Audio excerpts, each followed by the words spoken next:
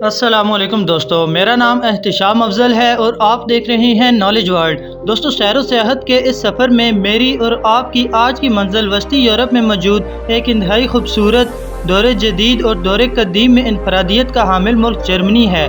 मैं आज की इस वीडियो में आपको जर्मनी के मुतालिक दिलचस्प मालूमात देने वाला हूँ, लेकिन इससे पहले तमाम नए आने वाले मुअज़्ज़िज़ दोस्तों से गुजारिश है कि सबसे पहले हमारे चैनल नॉलेज वर्ल्ड को ज़रूर सब्सक्राइब कर लें।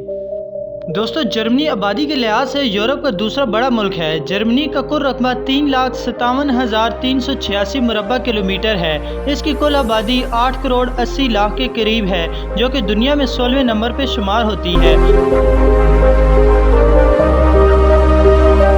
जर्मनी का दूसरा बड़ा शहर और दारुल हुकूमत होने का एजाज़ बर्लिन शहर को हासिल है। दोस्तों, जर्मनी में फेडरल पार्लिमानी निज़ाम मौजूद है। जर्मनी में अगर कोई कैदी जेल से भागने की कोशिश करता है तो इसे जुर्म नहीं माना जाता, क्योंकि जर्मनी का मानना है कि आज़ाद होना हर इंसान का हक है। दुनिया में पहली किताब 1663 में जर्मनी में शाया की गई और आज दुनिया में सबसे ज़्यादा जर्मनी में किताबें पब्लिश की जाती हैं।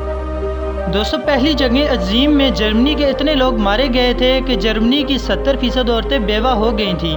हिटलर अपनी फ़ौज को एक ख़ास तरह का सल्यूट किया करता था, जिसे नाजी सल्यूट कहते हैं। अब जर्मनी में अगर कोई नाजी सल्यूट करता पकड़ा जाए तो उसे 3 साल कैद की सज़ा दी जाती है। जर्मनी में सबसे ज़्यादा ईसाई मज़हब के लोग रहते हैं, जो कि जर्मनी की कुल आबादी का तकरीबन 60% हैं। जर्मनी का दूसरा बड़ा मज़हब इस्लाम है, जो कि पिछले कुछ सालों से बढ़ता चला जा रहा है। दोस्तों, जर्मनी में एक बिल्डिंग तमीर की जा रही है, जहां एक ही इमारत के अंदर क्रिश्चियन चर्च, मस्जिद और यहूदी इबादत गाहें बनाई जाएंगी। जर्मनी के लोग 170 ममालिक में बिना किसी वीज़े के जा सकते हैं। यहाँ हायर स्टडी के लिए पब्लिक यूनिवर्सिटी में 2014 से कोई भी ट्यूशन फीस नहीं ली जाती। जर्मनी में किसी भी पब्लिक प्लेस पर सिगरेट पीना गैर कानूनी है। दोस्तों, दूसरी जंग अजीम के बाद जर्मनी के 2 हिस्से हो गए थे और दारुल हुकूमत बर्लिन के दरमियान में एक बड़ी दीवार लगा दी थी, मगर फिर 1990s में जर्मनी के दोनों हिस्सों को इकट्ठा कर दिया गया तो लोगों ने इस दीवार को भी गिरा दिया।